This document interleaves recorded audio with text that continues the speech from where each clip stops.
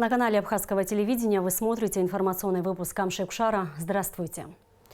Приближается главный праздник в нашей стране – День Победы и независимости Абхазии. 26 лет назад, 30 сентября 1993 года, абхазский народ одержал победу в кровопролитной войне. А 16 сентября началась последняя наступательная операция абхазской армии, вошедшая в историю под названием «Сентябрьское наступление». Операция по освобождению столицы Абхазии длилась 11 дней. 16 сентября на Восточном фронте абхазские подразделения, получив боеприпасы и дополнительное вооружение, действия по общему плану атаковали позиции противника в селах Араду, Цагира, Халдаба и в районе Кадорского моста. Задача была выполнена. Центральная автотрасса была перерезана. На Гумистинском фронте форсирована река Гумиста. Успешной атакой было освобождено село Нижний Каман. Установлен контроль над Верхнегумистинским мостом.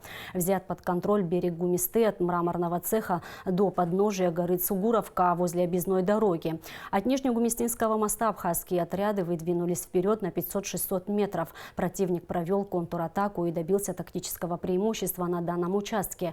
Но абхазские бойцы через Нижний Каман вышли к Сванской башне и недалеко от нее заняли позиции. Освобождены села Удиш и Верхняя Линда. Абхазские отряды освободили развилку Адиш-Гварда. Президент Российской Федерации Владимир Путин пригласил президента Республики Абхазия Рауля Хаджимба принять участие в торжественных мероприятиях по случаю 75-й годовщины победы в Великой Отечественной войне.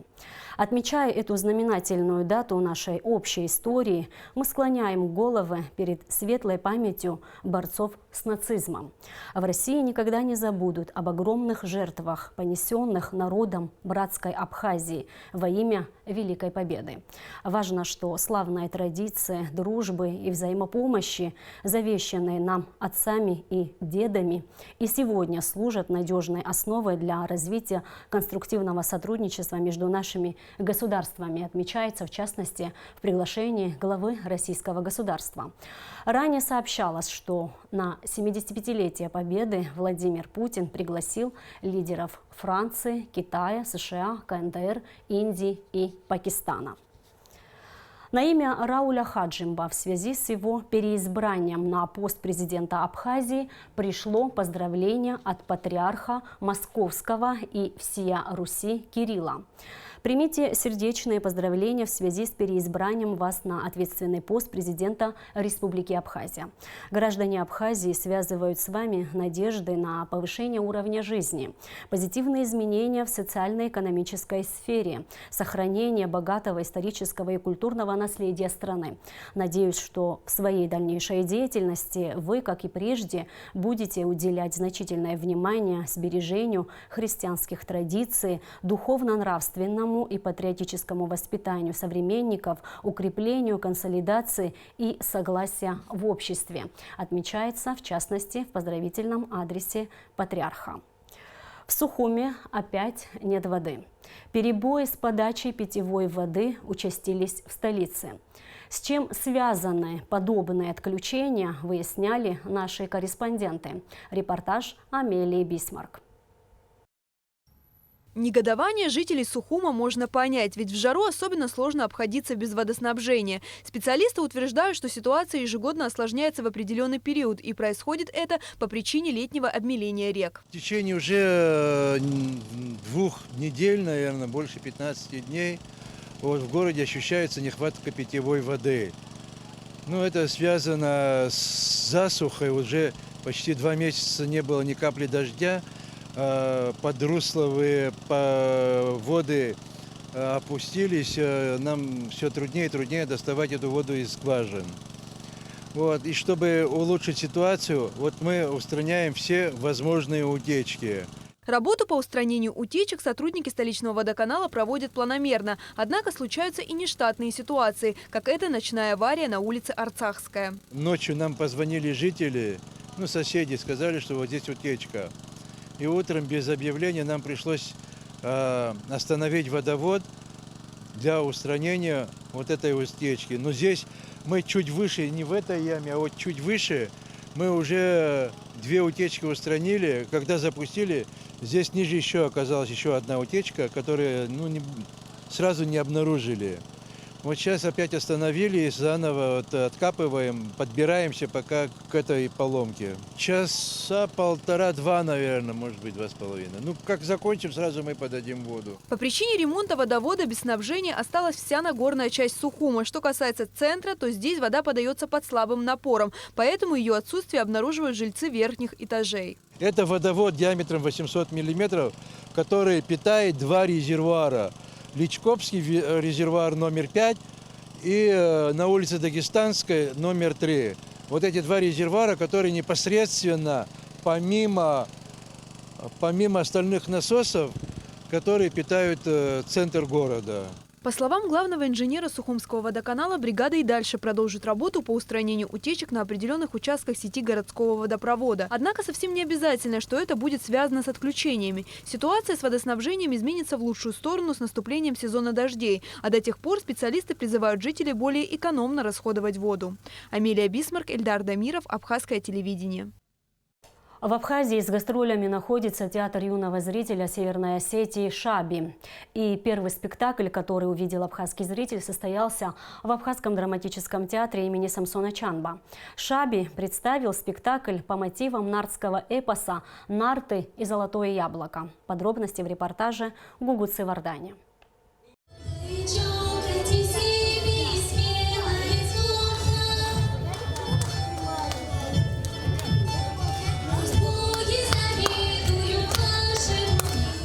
Историю о странствиях и подвигах великих нартов, которую из уст в уста, из поколения в поколение передавали народные сказители, поведали актеры театра юного зрителя «Шаби» всем, кто пришел на необычное представление. Спектакль рассказывает о сыновьях старейшего нарта Уархага, Акшаре и Акшартаге, от которых и начался род богатырей. Вот этот родился на свет первый, а зову его именем Ахшар,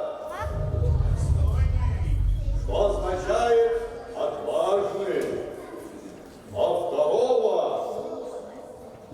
второго называю именем Ахшарта, что означает «отважнейший». Особенно юным зрителям понравился сказ о золотом нарском яблоке, которое было поручено охранять братьям. Яблоня росла в саду нартов, небесной лазурью сияли ее цветы. За день на дереве созревало только одно яблоко. Оно было золотое, исцеляло людей от всяких болезней и залечивало любые раны. Целый день зрело яблоко, сверкая на верхушке, но ночью кто-то его похищал. Обнаружив вора, младший брат Акшартаг отправляется на его поиски. Похитителем яблока оказалась дочь морского владыки, красавица Дзераса. Так и начинаются сказания о странствиях и подвигах великих нартов. Я знаю, кто воровал золотые яблоки нартов. Ночью прилетали 3 голубки. Я ранил одну из них. Надо узнать, откуда они прилетели. Смотри, раненая голубка оставила за собой кровавый след. Я пойду по нему. От кукольного действия на сцене не отрывали глаз не только юные зрители, но и взрослые. И все, кто был в зале, не остались равнодушными к спектаклю. Мне понравилась актерская игра. А какой персонаж тебе больше всего понравился? Мне понравились два брата. Мне очень понравился этот спектакль, нарты, за кого нарта вышла замуж. Спектакль был очень хороший. Актриса театра Алина Березова, исполняющая роль Дзерасы, также отметила, что здесь так тепло их встречают не в первый раз. Каждый раз ваш зритель встречает нас очень тепло.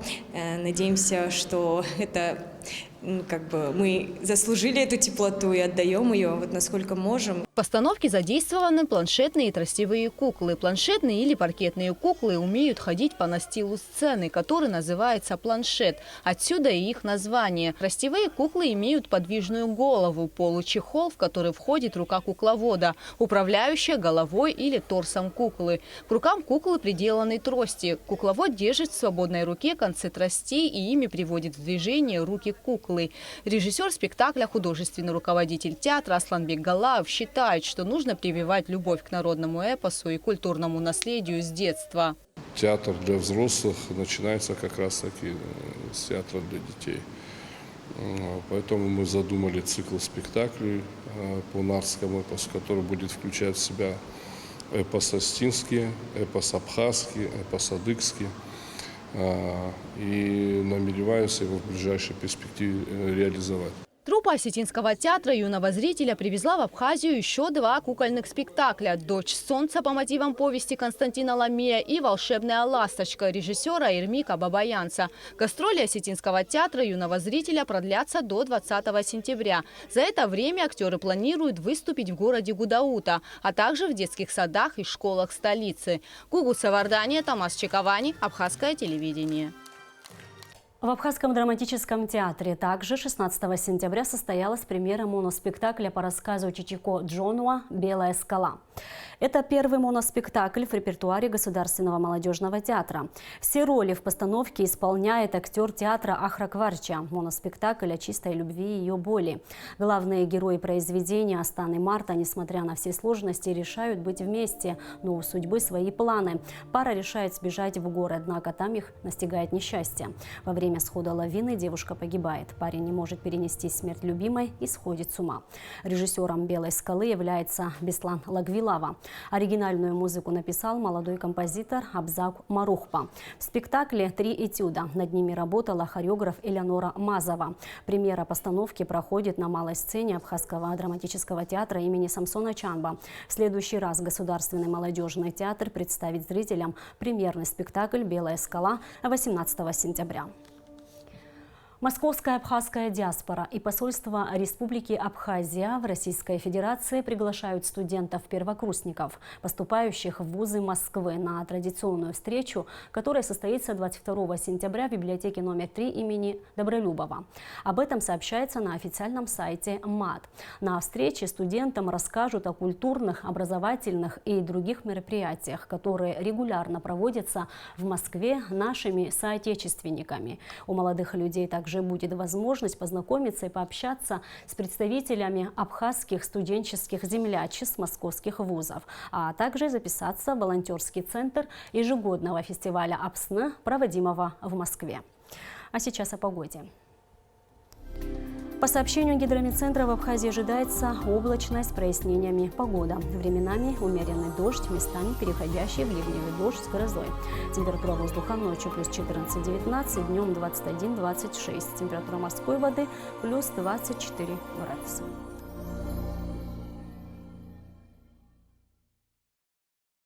И на этом наш выпуск завершен. Всего вам доброго.